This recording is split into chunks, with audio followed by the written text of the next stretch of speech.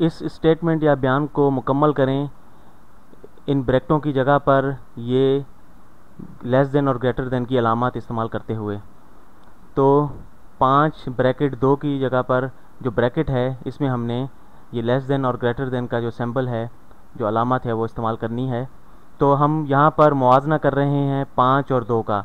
तो देखें 5 जो है वो यकीनन बड़ा है 2 से। अगर आप नंबर लाइन पर इन्हें आदाद को बनाएं 0 1 2 3 4 5, तो आप देखें 2 जो है वो 5 से बहुत पहले आता है। यूँ समझें कि अगर मेरे पास 2 रुपये हैं तो वो 5 रुपये से कम हैं और 5 रुपये जो हैं वो 2 रुपये से ज़्यादा हैं। ठीक, तो यहाँ पर अब जो अलामत है वो किस तरह इस्तेमाल करेंगे। आप हमेशा याद रखें कि जो अलामत की बड़ी सिमत है उसे हम बड़े अदद की तरफ रखेंगे और जो छोटी सिमत है उसे छोटे अदद की तरफ रखेंगे। अब ये जो मुंह खुला हुआ है ये बड़ी सिमत है और जहाँ पर इसकी नोक है वो छोटी है। ठीक, इस तरह आप इसे याद रख सकते हैं आसानी के साथ। तो इसे इस तरह भी लिख सकते हैं 2 इज़ लेस देन 5, या 2 कम है 5 से।